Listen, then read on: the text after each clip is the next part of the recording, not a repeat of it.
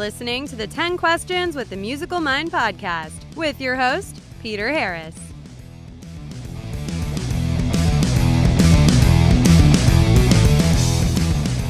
Hey everybody, Peter Harris here with another episode of 10 Questions with the Musical Mind. This episode we welcome the band ZFG, which is short for Zero Fucks Given. That may be their approach to life in general, but it does not seem to be their approach to music, because the music is of the highest quality, fantastic sound. I was extremely impressed with my listens to their two singles so far, Wholehearted and Special. The band is comprised of Trev Lukather on guitar, Jules Galli on vocals, Sam Porcaro on bass, and Josh Devine on drums. Of course, those last names, Lukather and Porcaro, are the last names you're thinking of. There is a Toto lineage there. And Josh Devine joins them from the band One Direction. So we get with half of the band, Jules and Trev, to discuss their songwriting, how they all got together, what their future plans, both their touring schedule, and just basically the vibe they've been enjoying so far. And, as well, things like how Trev has evolved under the shadow of having a famous father. So it's a great interview. These are fun guys, and I think you'll enjoy this. And by all means, you need to check out the band ZFG.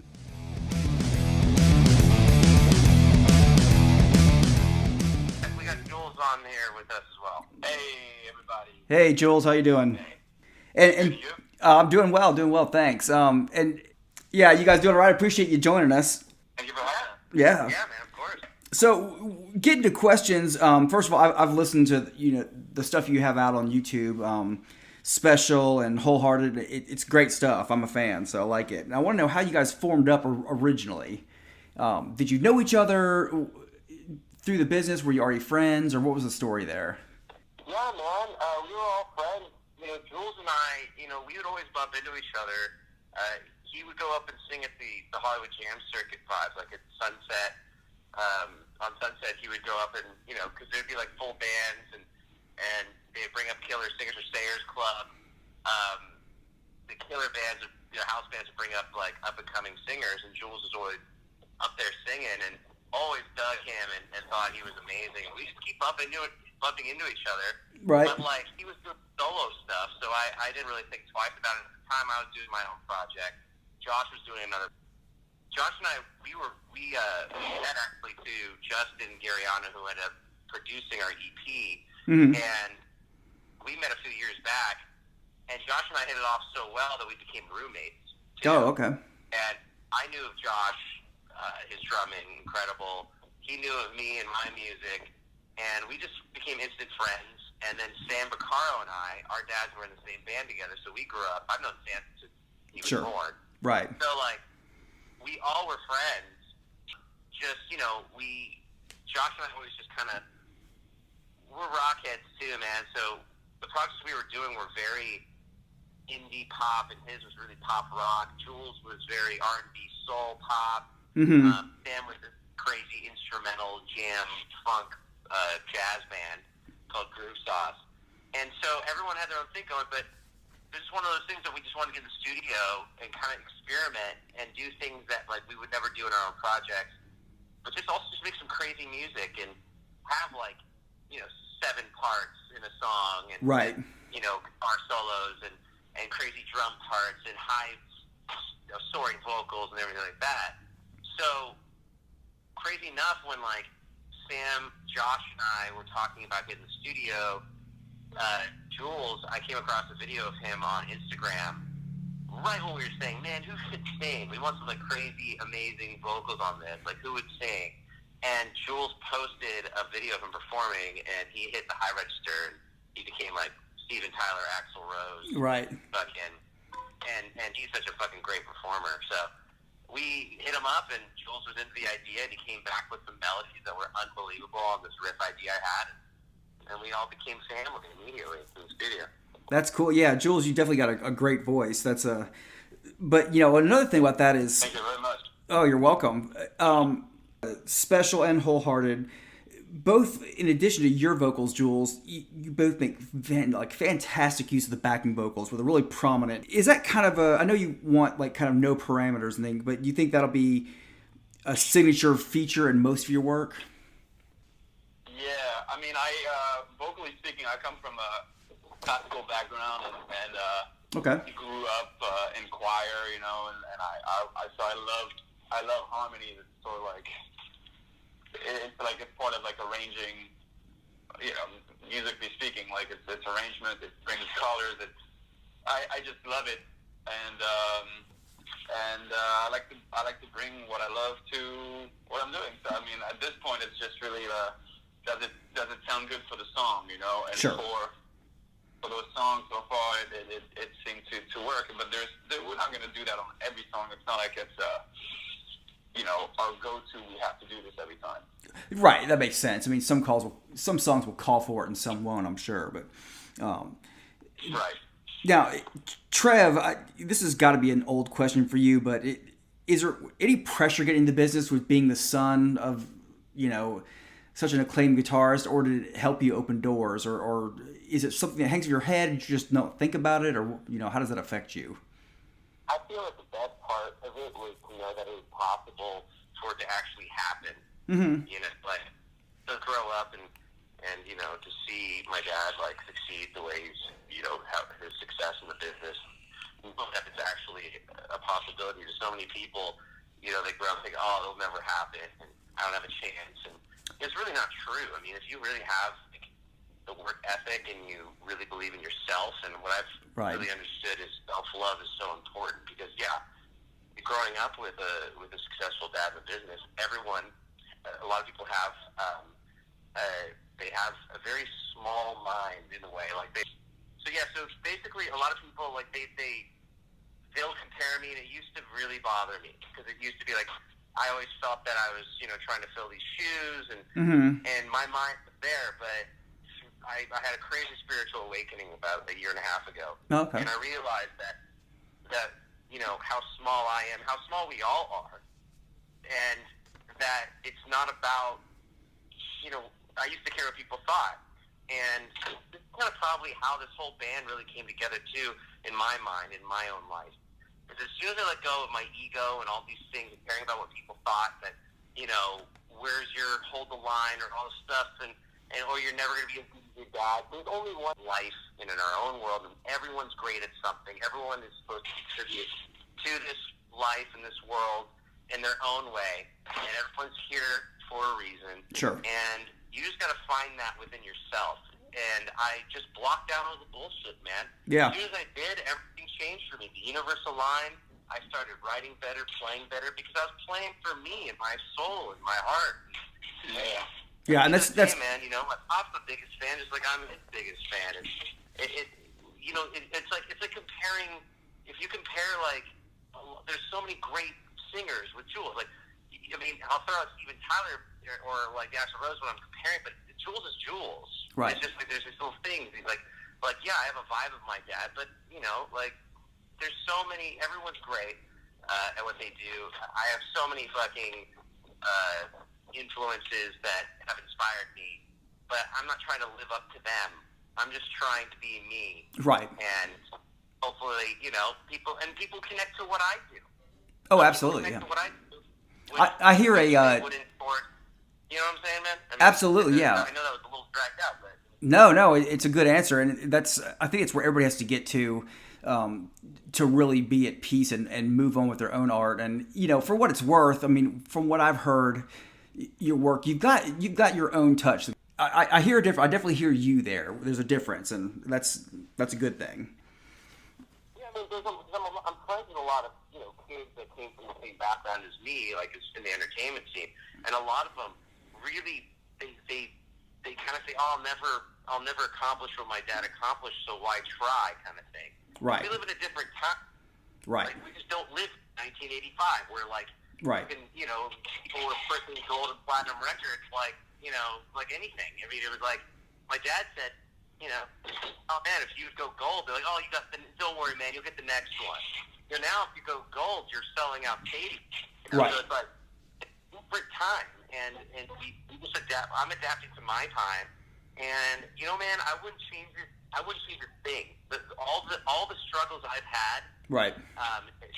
Trying to make my own name for myself, it was worth it, man. Sure, worth it. All the letdowns, and I know and I know it's not, any success that I get or the build of this band, and the more successful we get, it's not going to change anything. We're going to keep trying to be better, and we're going to get kicked down, and we're going to get back up, and we're going to keep getting better and better and better. Right. I wouldn't change any of it for the world, man, because I'm here right now in the best band I've ever been a part of, my bros. I think, 100%, Jules is going to be one of the most legendary new singers. Oh, yeah. He's got an amazing voice. Or say, Jules, you have an amazing voice. Hey, Jules, let's go to who were some of your influences, Jules, like coming up, musician wise? Well, I've always listened to a lot of American English music. All the legends really from my parents. But one of my earliest influence was this French guy called Johnny Hallyday. He's passed away, but he was like the French Elvis. He brought American music to France. At an early stage in the music industry that we know of today, and he was like the icon. And my first concert, I was 5 years old when my dad took me there, and I was like, wow, that was just life changing. I had this one little interaction with him when he was on stage. I was like the only kid, on my dad's shoulders, and I was like, okay, I want to do this, and it was not even a conscious choice. I was 5 years old, but it just kept on following me. And I listened to a lot of Michael Jackson, the Beatles, Stevie Wonder, Bob Marley. I love reggae music as well, and so many other things. Like there's a French guy that I love called M. He just goes by the letter M, and he's like a French Prince kind of guy. And okay. Yeah, I'm really all across the board. Like I said, I grew up. I trained as a classic, like an opera when I was a kid, so I have all that with me as well. Even though I hated it when I was a kid. Well, that seems to be a common thing. The classical training, everybody hates it when they're younger, but it pays off, dividends once you're free to apply it in your own way. It definitely pays off, I think. Yeah, I was just saying, I'm glad I went through that. Oh yeah, definitely. Trev, how about you? Who were some of your musical inspirations when you were like learning to play, or now? Obviously, right. My pop, other than him, David Gilmour, Pink Floyd. Sure. Trevor Rabin. Yes. People don't know who Trevor Rabin is. Play guitar and Yes after Help, and he's just one of the most tastiest guitar players. Man, there's so many bands. I love Extreme. Ben Halen. What about the guy from Rage Against the Machine? Tom Morello. Yeah. Tom Morello. I feel like also a lot of my riff writing comes from the inspiration of Tom Morello. He's one of the sickest. Yeah. Funk rock riff guitar guys. And, well, talk about funk rock. It's Rage record, every Rage Against the Machine record when I was growing up. I was just mind blown from all the innovative stuff he was doing and all the riffs. That got always. I went to see him. I went to see him when I went to see Bruce Springsteen and E Street Band a few years ago. He toured with them all around the world, so he was playing guitar next to Bruce, and it was just like it was fucking incredible, like how fitting it was.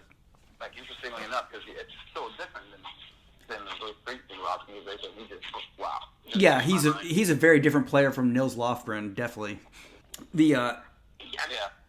What's so crazy too is like he's kind of one of those guys that can fit in pretty much anywhere you put him. I remember like when I was a kid, this music college brought my dad, Steve Vai, Joe Satriani, and Tom Morello all on stage. Wow. And they jammed together. But like everyone does their own thing, and then Morello goes in and he's doing the Morello stuff and the effects and all the cool shit, and it was just awesome, man. That's his thing, right. And like I don't know, man. Like I was mind blown by that guy. Since I can remember, because they came out when I was only, 3 years old. But man, I grew up just admiring him as a player and a writer. And he definitely was one of the first to come along in a while when he came out that was genuinely different from everybody else. It was... Yeah, man, and that's why he's had a career for 30 years. Right. Like he's been him, and he keeps coming out with great stuff and keeps writing great riffs and keeps up, man. He's he's one of our generation's for sure legends, man, no doubt. Right. And it's funny, I hesitated to mention it, but since you brought them up, when I was first listening to you guys' music, one of the first things that popped in my head was Extreme. Kind of the funky, rhythm with like the kind of R&B infused, although it's still hard rock. You don't sound like Extreme in any way, but there's definitely a free form vibe kind of, in there that just reminded me of the Outlook, I guess. Oh man, Point of the Graffiti is like one of the greatest rock records, man. And the Get the Funk Out, that song is so fucking great. And I don't know, Jules, are you hip to Extreme? I mean, honestly, I don't think I've really ever purposely listened to them. Well, now, when you guys are writing, are you generally together writing, or are you separately? Like, Jules, will you come up with a melody on your own and send email it to Trev, or does Josh come up with an idea on his own? Or I'm definitely not an email guy, but I mean, so far, the Trev brings out like some killer original ideas on the guitar, and I'm just gonna sing. I'll just sing melodies, whatever comes to mind. Words will sort of come through, and depending on what I'm going through in my life at the moment, I'll always try to write from a place of experience and truth.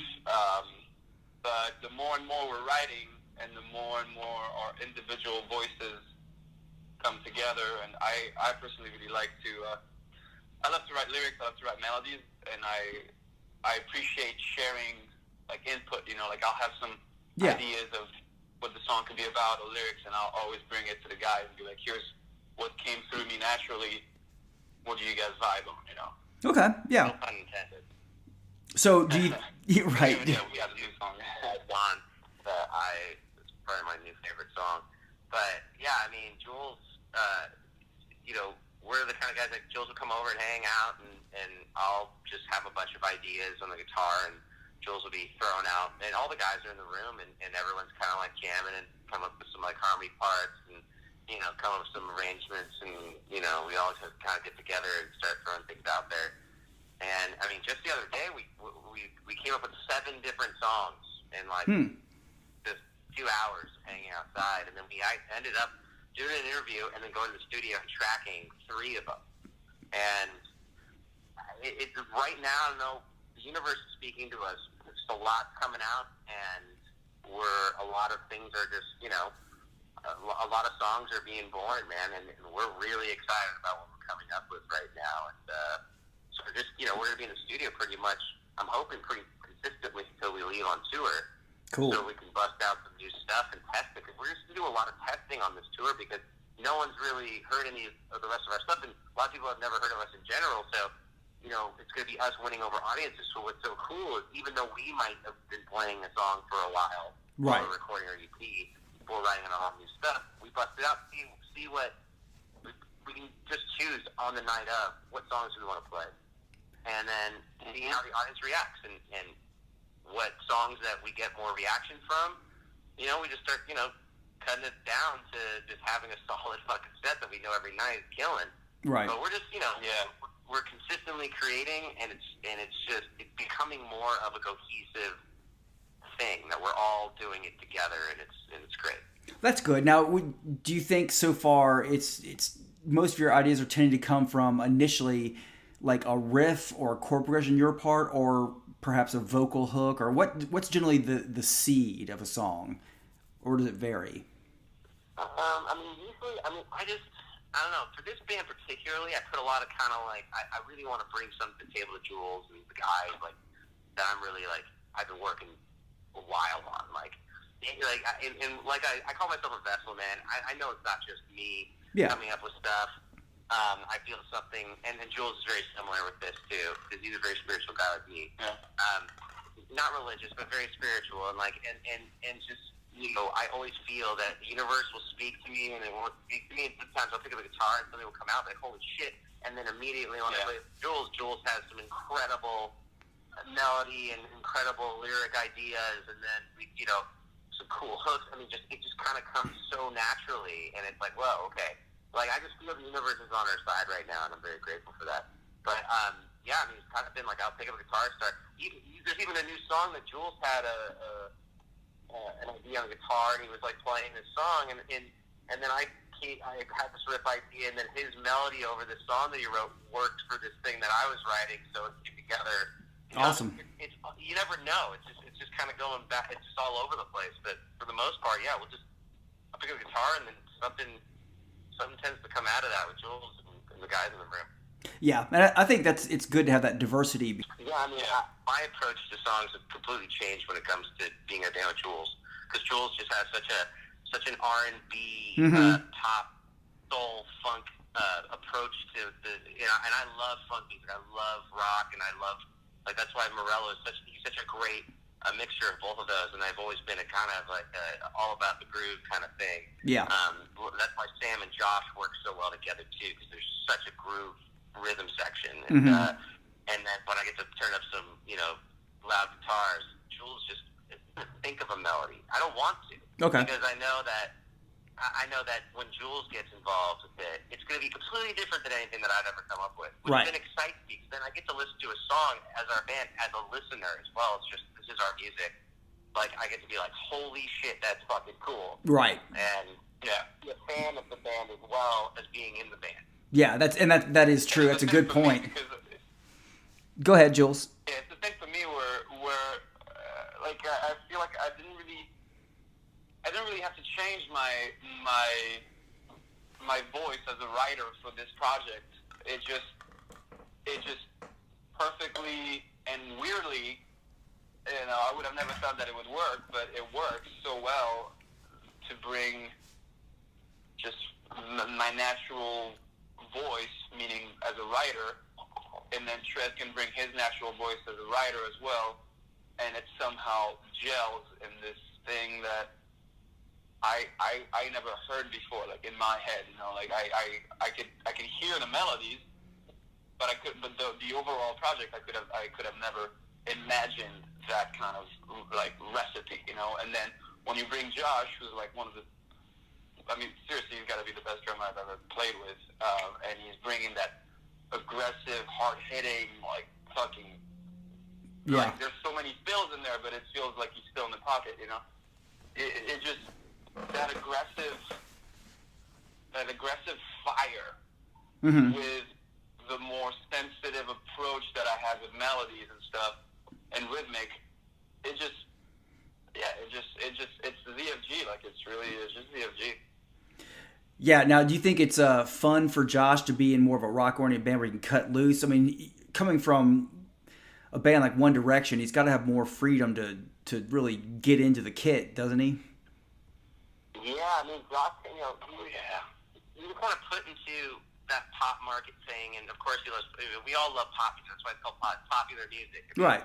It's like it's like even back when you're a kid and you listen to like a Britney Spears song or whatever, and like you're not supposed to like it, but you really do. It's like it's like you're put into a pop world, and that's the thing. Rock bands, like your favorite rock band. People can think of the favorite rock band. There are pop elements in every huge rock band because there are anthem choruses. There's something you can remember. Right. I mean, pop hooks are pop hooks, man, and like Josh, he was in One Direction, but when I first started hanging with Josh and when we got a apartment, we became roommates. He put in some of his his footage from a GoPro behind his kit, and my man is just gospel chop shredding through the whole set, and over these pop tunes, and he kind of got placed into this category. And he even had a band before the project he was doing before we started a band together. All the ZFG started was very pop related and very kind of you could compare it to One Direction ish, and I could see because he would listen to rock music. You get into his car, all you hear is rock music in Josh's car. He's a total rockhead. And he loves to play. Oh, dude, he goes with the hard rock shit. Like, even I won't listen to that. Yeah, I mean, he likes some screamo shit too, man. Like, he's all about rock. So I knew that, and his band that he was doing at the time wasn't showcasing his talent as a drummer. Right. And it was too song oriented, and And so the thought of us getting in the studio and you know, I was always picking up guitar in the apartment and playing some crazy riff shit. And he's like, dude, I love that, man. We got to get in the studio. I was like, dude, we have to. But like, I didn't want to, you know, that was just talk about the universe aligning, you know? I mean, Jules, just having to come across, always bumping into Jules all the time, and then coming across the video at the right time when we're trying to find a singer. Sam and I playing together, never been in a band together our whole lives, you know, took till now to be in a band together, which is crazy to me. Yeah. But it was the right time. It was just one of these things where just the universe kind of spoke and brought us all together. And then when we finished Wholehearted, that was the first song we finished as ZFG, our band, we looked at each other, and funny enough, Jules says, man, he called me on the phone, we all got the mix, and Jules was like, this is special, man. And that's no pun intended for our single now being special. Yeah. But that's the word that he said, and we all felt it, and at that moment we were like, this is not something, because we were always saying, no commitment unless we have to commit, guys, because we didn't want to put pressure on ourselves. Right. That's why the music came out so good, because we weren't thinking about anything like, oh, this is my thing, and we gotta make sure it's this and like that, and because this is... Yeah, we didn't come into the get together and, you know, to say, let's make a band, guys. Like, let's create a company almost. You know, it's like we're like, let's make a song, and then it just turned out to be so good that we kept on. We wanted to do more, and also you forgot to mention, Trev, that your friend Ryan Cabrera got us 2 parties of his where like he got us some gigs where we had to play before we even had enough songs to play. So we had to write 3 songs in one weekend, or one rehearsal basically, to play this show.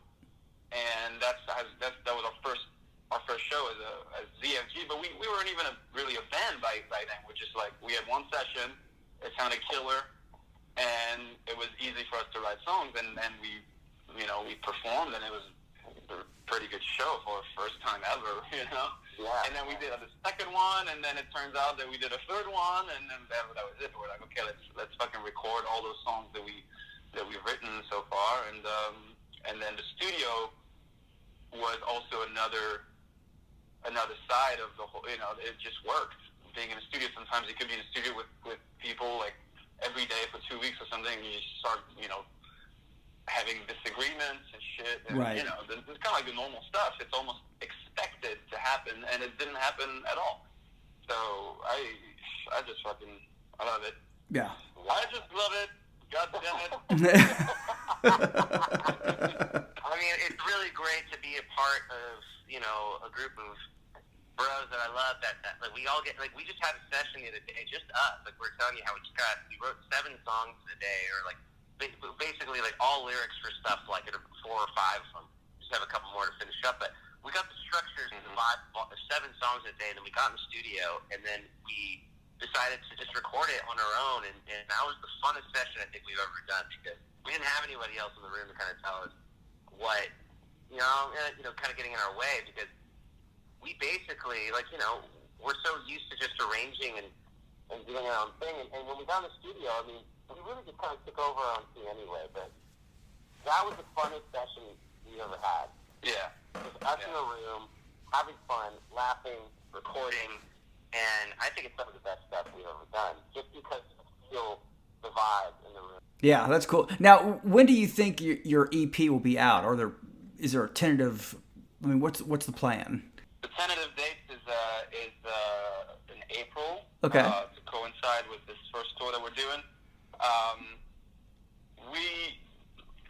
We just have so many new songs that we definitely want to record them as early as possible, to then, you know, listen to everything that we have and see, okay, like, how we're gonna go about this. Do we release the first EP that is already done right now and just move on to the next ones later, or do we pick the best ones so far? Because I think the newer songs, I mean, hopefully the newer songs are even better than the older ones. Right.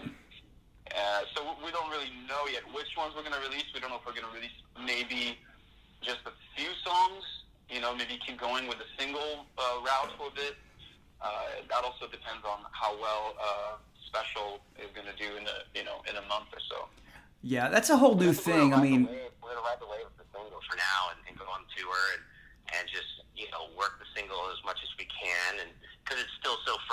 Right. It's only been out for a month or so, and it's climbing the rock charts and everything. We're super excited about it, and so we're going to be doing the radio tour as well as when we're on the road, That'll Lead His Way, and just work the single, and then kind of see where we're at that point. Because the more we're recording, I mean, we might just exactly what Jules said. We might just do the single route, or maybe we just say, hey, these songs are cohesive, and let's mix these, and let's put that with special, and maybe have a whole new EP. We have no idea. It's really up in the air right now. We're just continuing to create every day. So. It's really it's almost up in the air these days with the online marketing.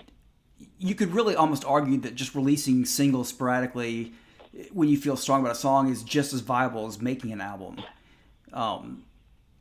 Because that's the way people. There's a band called The Night Game that I love, and they're very like 80s throwback alternative pop, and they release singles. Would work a single for 6 months, work another single for 6 months or whatever. It was definitely over a year to release their album or whatever. But they worked. I love that approach too. Where like, let us work the single, and then come out to our shows. You want to hear some new stuff. You want to hear what we're working on. You can hear it.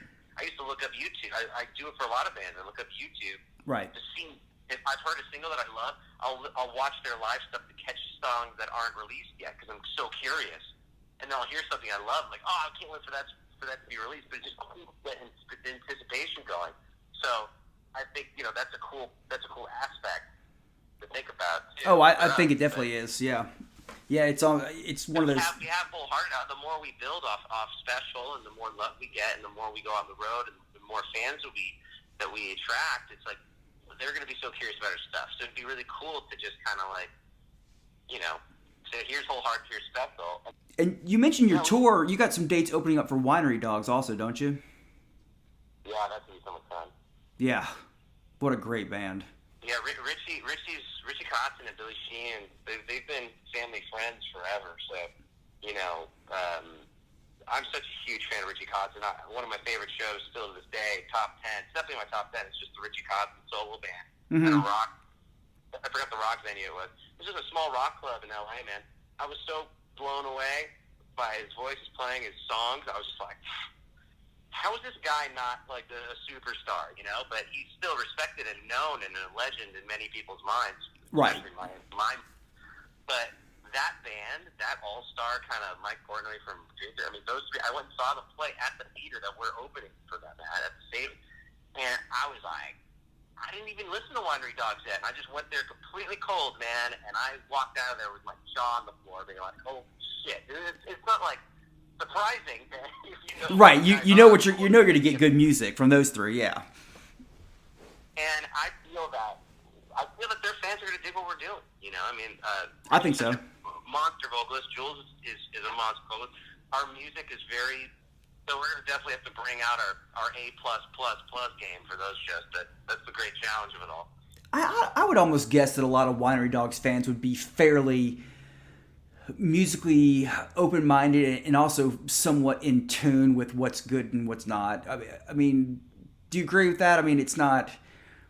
I think most fans of theirs are musically minded anyway. They're not just, oh, I heard the latest top 40 hit on the radio. I mean, they're already into the scene, I think. So it's true. I mean, we do have also certain points. We have a little bit of Mr. Big vibe. I've seen some people comment, it sounds a little like Mr. Big. So there might be. I feel it will come across great. I mean, I just know that for me personally, being just such a fan of those guys. Yeah. That's huge. It's just one of those shows. It's just be one of those shows for me where I'm like, okay, I gotta really like, be in meditation, be in tune with the universe, play the set. Oh, you're a great player. You guys are all great. It'll be fun. Yeah, I think it'll be fun. Well, yeah, and actually, I curate some small playlists on my website, and I threw special on there within an hour of hearing it. I was like, oh, this needs to go on the list for. I think I've got one just like underrated rock or that I threw you guys on because it's definitely good stuff. Well, cool. Oh, absolutely. Do you guys think you'll make it anywhere? I'm in Tennessee. You guys think you'll make it anywhere in the Southeast at any point touring? I know that's an impossible. Hey, Tennessee. Yeah. I'd like to go there. I'd like to go to Tennessee. Personally, I've always wanted to go. I think just because of the name, and there's some songs that have Tennessee in it that followed me through my life. So I definitely look forward to it. That sounds like a solid business plan, Jules. I like the name. I like the name. Yeah. Like he's the only 10. Because Jules is the only 10 I see usually. So, right. Exactly. No, but like it's that's the cheesiest joke, man. I do a lot of bad dad pun jokes all the time. He's definitely he's the punny dude. Yeah, don't we're editing out all your jokes. No, I'm just kidding. But yeah, edit the jokes out, please. So, but just kidding. Keep them in out here.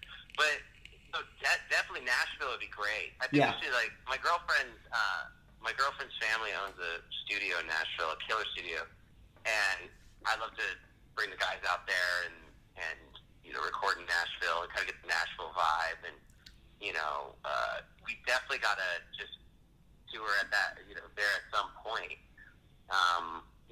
For this first run, I mean, we're doing the secondary market tour, and also our songs are doing really well on the secondary market chart. So we're just dipping our toe in the water and seeing, just kind of getting the flow of being on the road and as our band. Cause we all been on the road separately, but our band going on the road, waiting over fans, going to the radio stations, playing and interviews and all that we really, really want to do and have to do to really just get as many ears on our music as possible. And then hopefully that will lead to, a Nashville show or, New York City or whatever. Sure. I think you'll get there. Definitely the plan is for us to be everywhere in the U.S. and play everywhere and hopefully go overseas to Japan and Europe and all that stuff, man. I mean, we're in this for the long haul, man. We're going to continue to do what we got to do in order to get as many ears and as many people onto us as possible.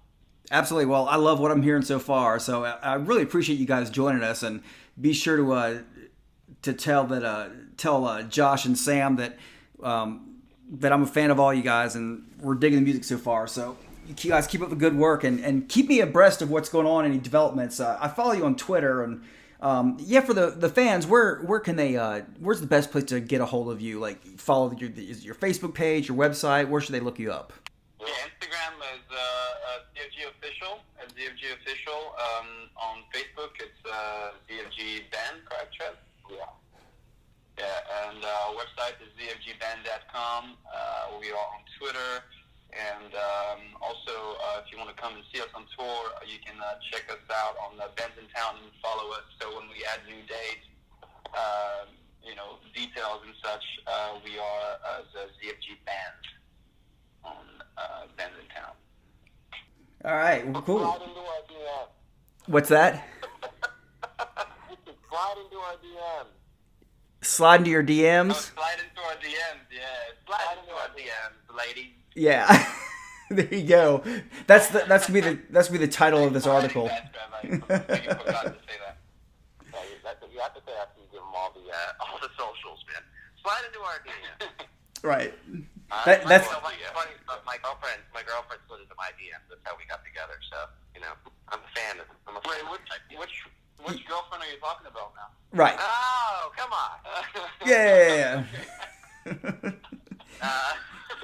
Kidding. We all love her. We all love Maddie. Yeah. Only a few thousand people heard that, so you're good. What's that? What's that? Yeah, I said only a few thousand people hear that. You're good. Oh man, no. No, I'm just kidding. But yeah, no, man. We really appreciate your time, Peter. Man, thanks for having us, and thanks for digging what we do, and absolutely. Hopefully, your listeners will dig what we do and help spread the word. And we just appreciate you, man. Thank you. You got it. The appreciation's all mine. Thanks again, but we'll be talking soon. All right. Sounds good. All right. Thanks, guys. Thank you very much. No problem. Yeah. All right.